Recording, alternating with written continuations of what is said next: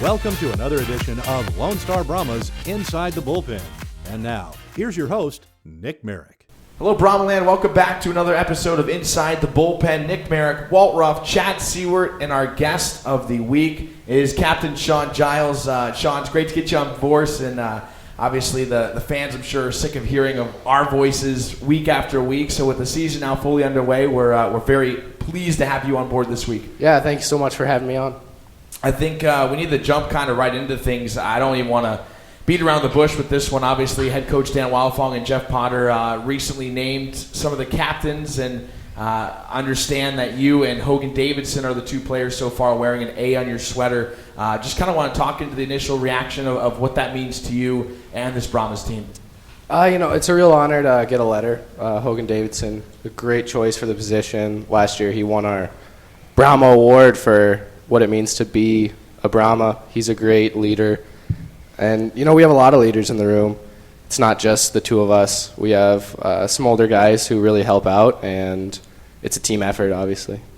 What would you say, too, is kind of the biggest thing in the early part of the season that how the leaders kind of come through and able to voice themselves in the locker room, on the ice, off the ice, and billet families' houses? What's kind of the big thing that glues this team together early? Because obviously you're pulling players from everywhere, and with only 6 returners from last year's team, it's a new bunch, so it takes a little bit to figure each other out, but it seems like that's not been a problem for the Brahmas. Yeah, well, like you said, we have a lot of new guys all coming from different places, so the leadership early on is more about what it means to be a Brahma, what it is to play in Brahma land, just our routine and what we expect day in and day out might be different than other places. So leading by example is a huge part of the early on in the season, and from then on out, it's just reinforcing that as well as continuing to motivate and push the guys throughout the season. So, Sean, what's it like having to work with a completely new decor? I mean, Bud Madej is, I guess, the only returner. I guess Estes worked out a little bit with you guys last year, but for the most part, it's a completely new decor. And how does that work as the elder statesman in the room? Yeah, it was actually a very smooth transition. I wasn't expecting it to be so easy. The guys are great in the room, which makes it easier to play with them on the ice. Obviously, they're all very skilled, so we're all good hockey players. It's just a matter of putting it together and being on the same page on the ice. I think it's working out pretty well so far.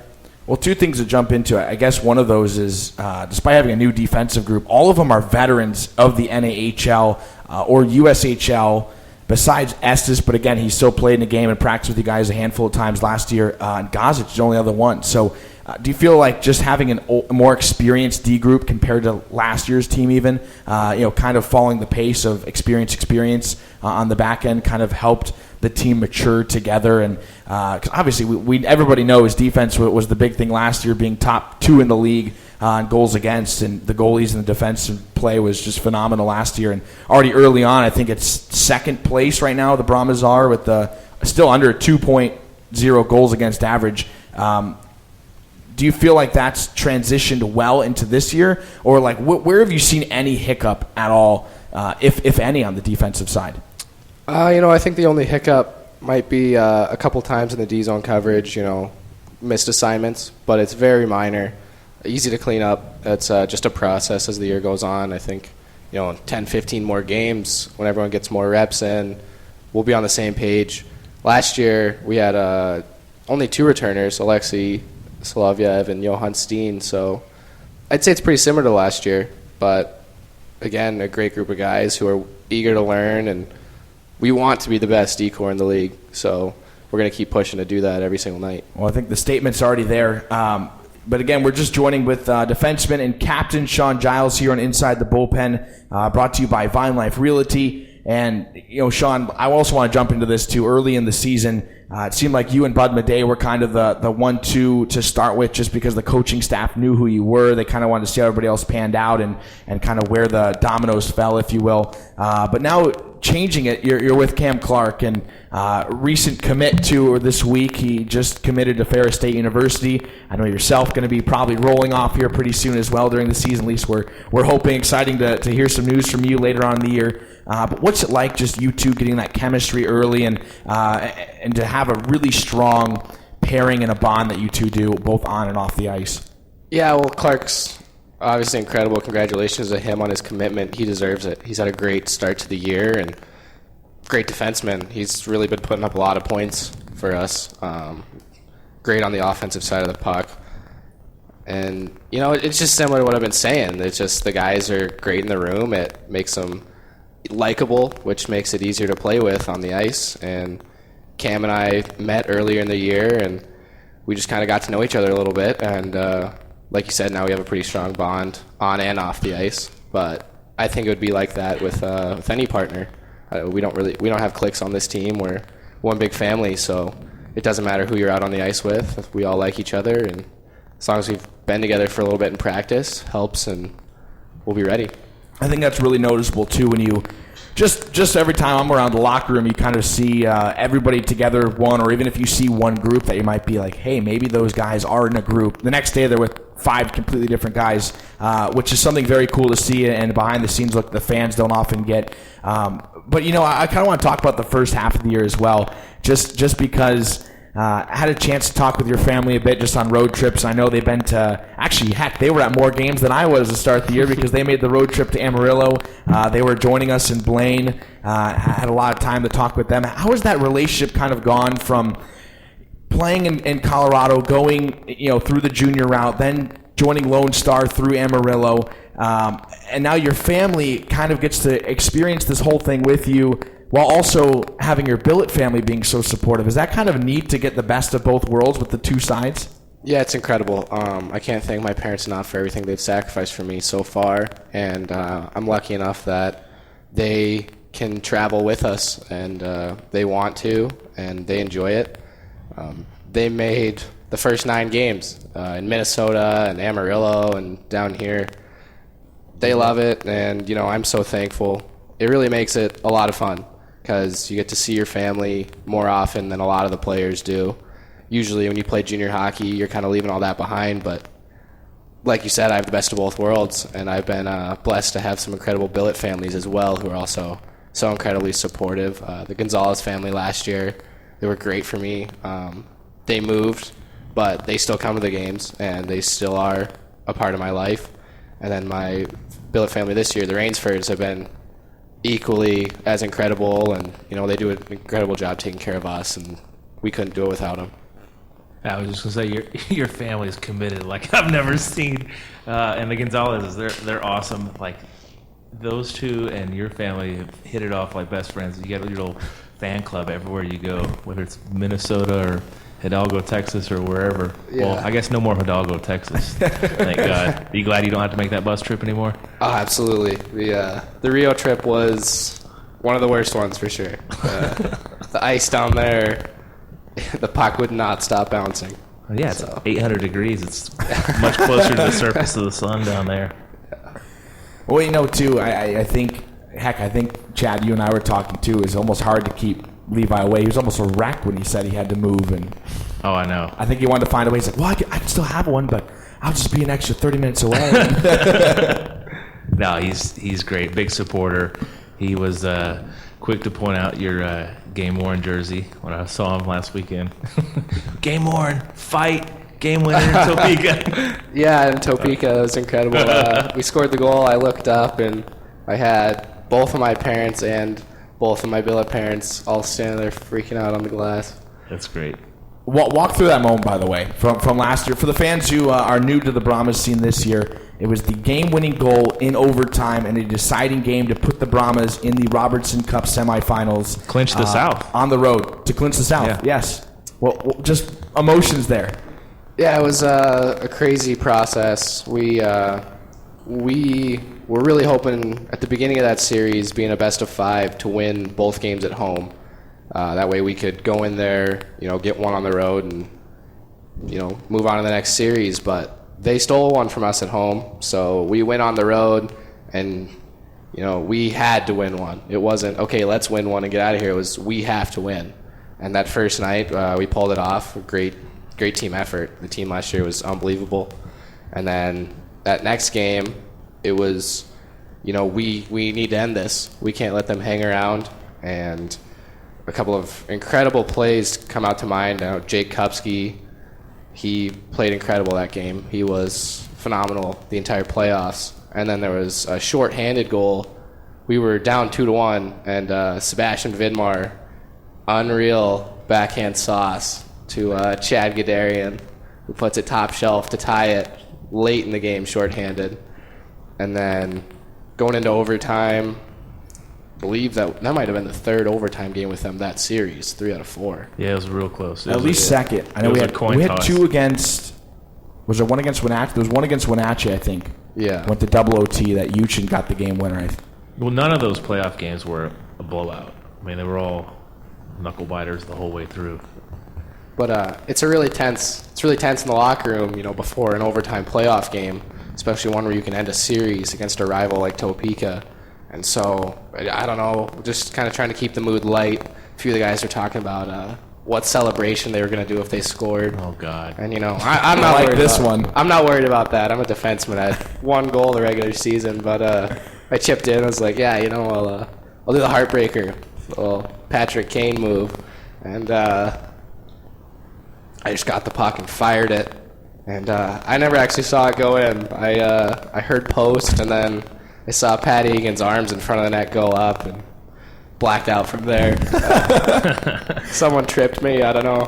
That makes They did trip you. I remember that. Definitely somebody bull rushed you from the side. You know what I'm most disappointed with is that video of the heartbreaker is nowhere to be found. They didn't tilt the camera quite enough to get it. Well, looking at 4 Topeka players laying on the ice, knowing their season's over, was good too. Yeah. That was an emotional scene, man. Walking out of that building, and heck, Topeka didn't even know if they were going to be there next year. Right. So I think they're just happy. They're glad to be back, and we're glad that they are back. But that was a scene too. I think you guys saw it when he came out of the locker room. There were still players, I would say 35 minutes after the game, on the ice, full pads, center ice on one knee. And it wasn't even like 10 minutes, get on, get off.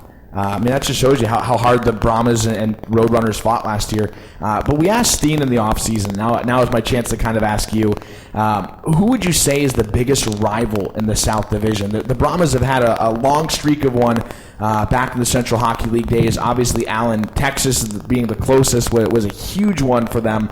But now there's kind of a couple teams I feel like are in contention. But what's kind of the vibe from the players? Who's the number one go-to win every week? That's tough. Obviously, Wichita Falls being so close, we play them more than anybody because we get our preseason games against them, and we're 2 of the top teams here. Right now, we're 1-2, and I think that we kind of get sick of each other for sure. They're probably the biggest rival. Topeka being a close second, just because of the battles we had last year, probably sparked that rivalry. But I'd say Wichita Falls is probably our biggest rival. How about Sir Walt here? I feel like he's been working this whole podcast. We need to get him in. What is it? It's like 10 minutes into the show. He's scheming. Or he's watching Step Brothers or something over there. You stole my Clark commitment question. But, no, I guess I'll throw this one at Sean. It's been a bit of a carousel behind you in net. Obviously, you started the season with Darian Hansen, Gunnar Rivers, then OB, and now you brought in Corbin. How has that been for you? Is it different with someone behind you every night, or do you like the stability now with those two? I appreciate the stability now. At the beginning of the year, we weren't really sure what direction we were headed, and it doesn't change how you play every night, but it changes the feel in the locker room. When guys are uncertain of their role and if they'll even be here, it's just a lot more tense. Well, I think it's crazy too. That's a great question too. See, that's why I'm going to include you in these podcasts. Like, you got to get me to shut up. So now he'll be quiet for 30 minutes. He's working hard, man. We got a home weekend 2 coming up. But it's crazy to think that Gunnar Rivers and Darian Hansen on the wrong end of the trades, but how big of things they're doing for Aston and Odessa respectively. So, hey, Gunnar will be around in a couple of months. Do you feel like, going through this junior hockey process, is it kind of like a dog-eat-dog world, or do you feel more like everybody's still a family and just the tough choices have to be made? It's definitely a dog-eat-dog world. I'd say the best example of that is every single summer when you go to these camps for the USHL and the NAHL teams. It's a bunch of guys who, I was a big shot back in my AAA club, but now you have the entire United States. You have Canadian players, as you know. We have so many European players now. It's really dog-eat-dog, and there's kind of a false sense of camaraderie at those camps because you get placed on a team with these strangers, and, oh, yes, like, I need you to help me, but at the same time, I don't want you to do better than me. It's tough, but it's a lot of fun, and it's how you pick the best teams. There isn't a better way to do it. It shows who can play under pressure. It's fun this summer being on the nice end of it, coming back with Cody Wickline, Peter Kessel. We had fun at main camp, Davey, and that was kind of nice to watch everyone else stress while you play your best, and you know, I know what I need to do to make this team, whereas everyone else is, is that good enough? Where's my role going to be? What'll it take? So it's a dog-eat-dog world for sure, but what isn't? I'd say no matter what you're doing in life, there's going to be someone trying to beat you up for that spot. Behind the scenes in the locker room, who's been kind of the craziest character, if you will? Obviously, we knew, Vidmar ultimately named captain of last year's team. He was a DJ, a goofball. Fans really seemed to bond with him well. Who's kind of been that strange guy in the locker room who kind of just stands out in his own way?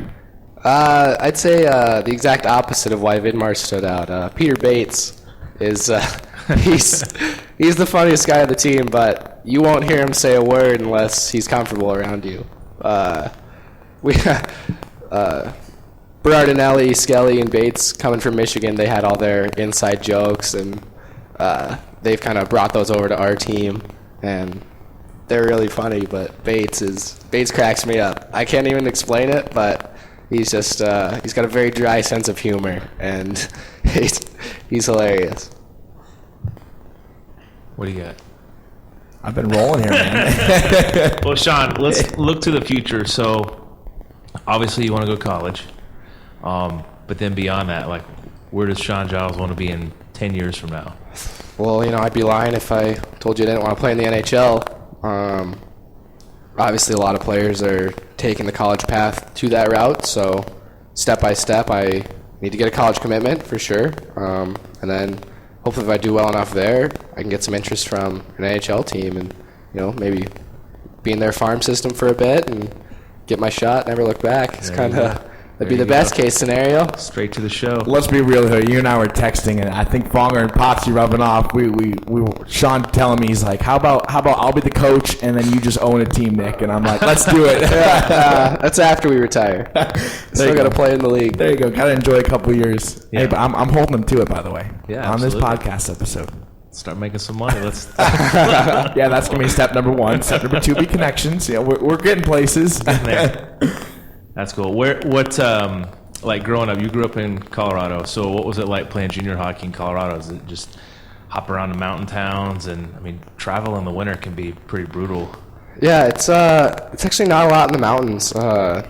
Obviously, we love to go to the mountains on off weekends. All my buddies who don't play hockey are just ski bums. So, but most of those teams are just around Denver. I think we had like 13 youth hockey associations just in, the state of Colorado, from the Springs up to Westminster, which is about 2 hours, I guess, north of Denver. Sorry, forgot you guys aren't from there. You don't know all these cities, but within a little 3-hour area, there are about 13 teams. So it's pretty competitive out there.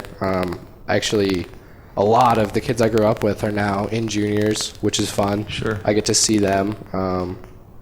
The goalie for Amarillo, Jacob Weatherly, has been on my team growing up since I was about 8 years old. I think Potter said your team, aren't they playing in Dallas? Your old club is playing in Dallas this coming weekend? Yeah, I think they're going to try and make it out to a game. Yeah, awesome. That'd be exciting. Awesome. That'd be really cool. What do you think, too?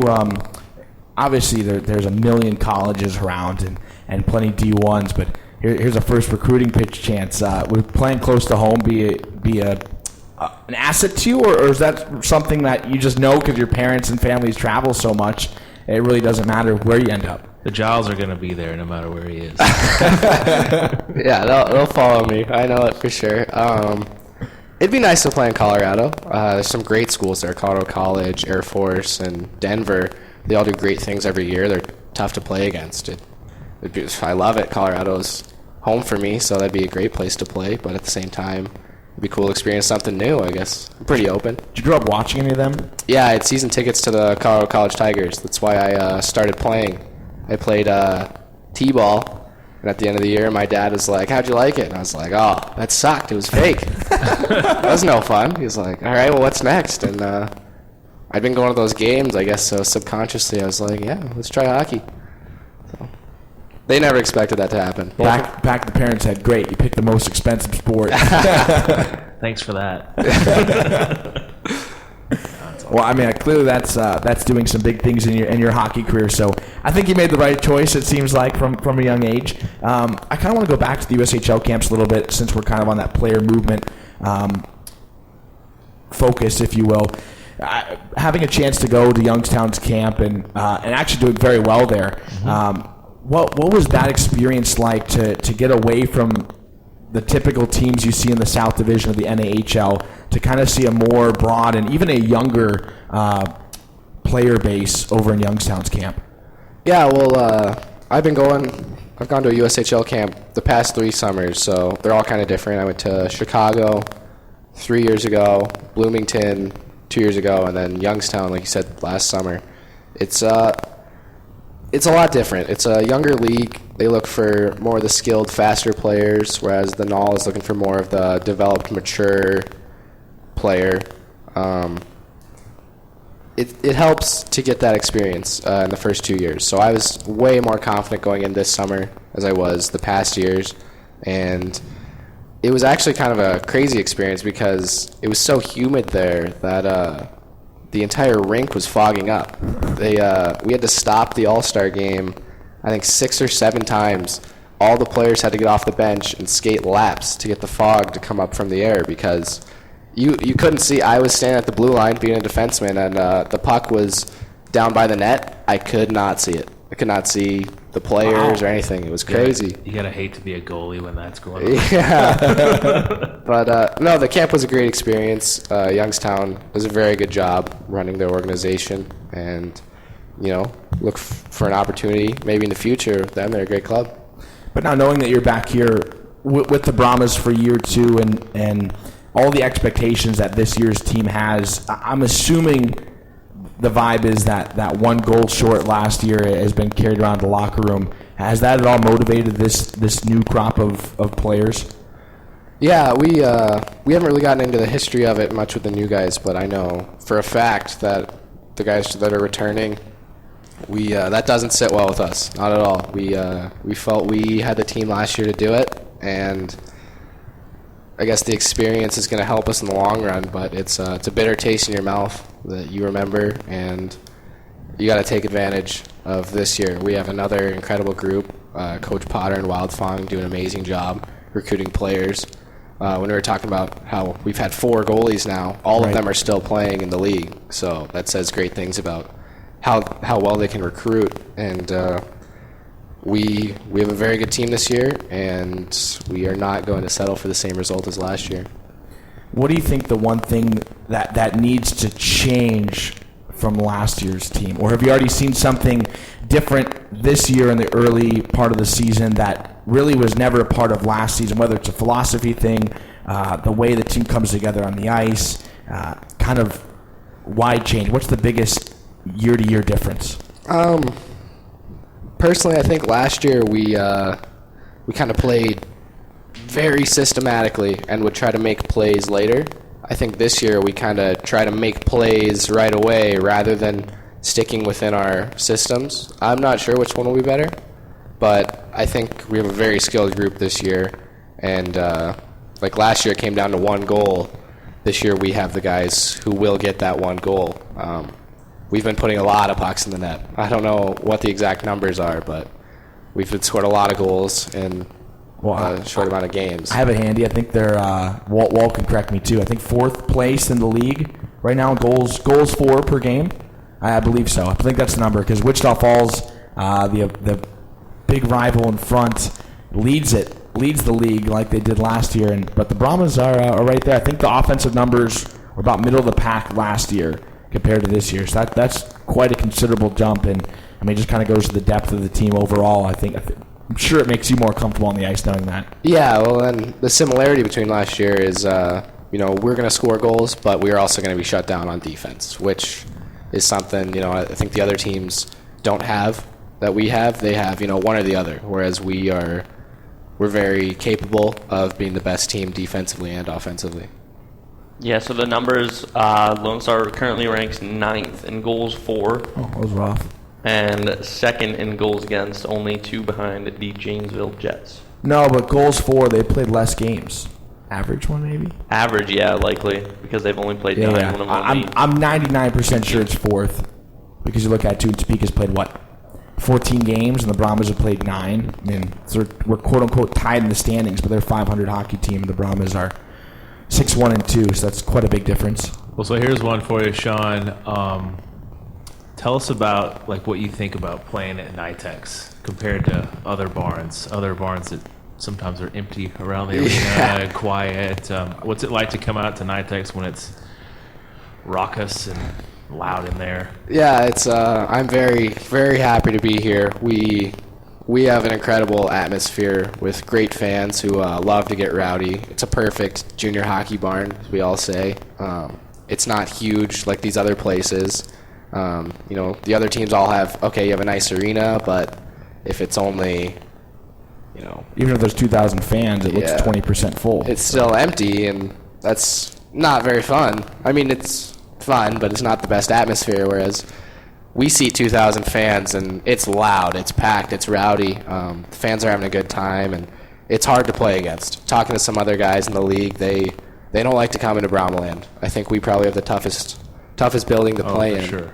And it's a great asset. Last year, we lost 1 game at home during the regular season. Yeah. So yeah, I believe the number was 26-1-4. Yeah. Yeah, so it's insane. It's a tough barn to play against. We love being here, so it's a boost to us. And if it can hinder them at all, we love it. It's unbelievable atmosphere. Yeah, so let's focus on the here and now, Sean. With 2 weeks ago, you took on Amarillo, who's had a tough start to the year. They're in the basement of the South right now. You have the off weekend. Now you go to the tops of the division with the rival Wichita Falls. What's the preparation been like? How different has that been? We prepared the same way. We got to play our best no matter who we're playing against. Maybe some of the tendencies we'll look at team to team are different. So the way we think of them would be different, but at the same time, we're going to prepare the same way. We're going to give every team our best shot because being the reigning South Division champions, we have a target on our back. We know everyone's going to play their best against us, and we have to play our best against them to achieve our goals.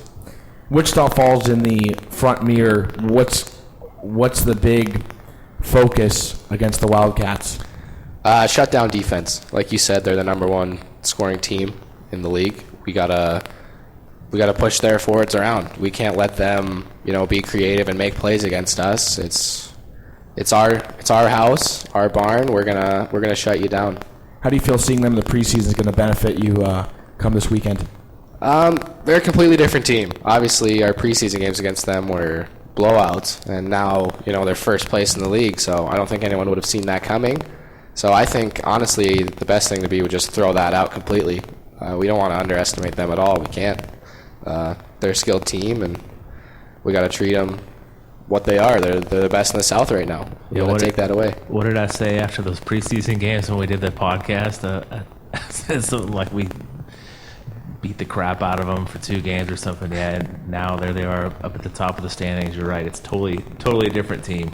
I don't think anybody saw that coming either. No, it's just such a wow, young they're team. awful.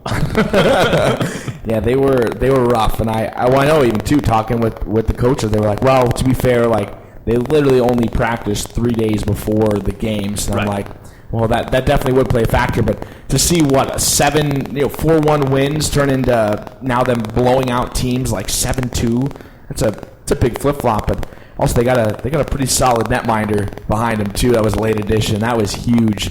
And Justin Kapelmaster, I think he's going to be something to watch for the Brahmas. It should be a little goaltending matchup. I know Walt's going to be covering that later on, heading into the weekend. But we'll see. I think it's going to be an exciting weekend. And hey, you mentioned the home record of only one regulation loss last year. How about a 2-0 start already this year? Obviously, 4-0 would look pretty darn nice in the locker room. Yeah, it would be much better. Moving day. Hopefully, we could jump ahead of them in the standings and keep our record at home alive. We just got to play well.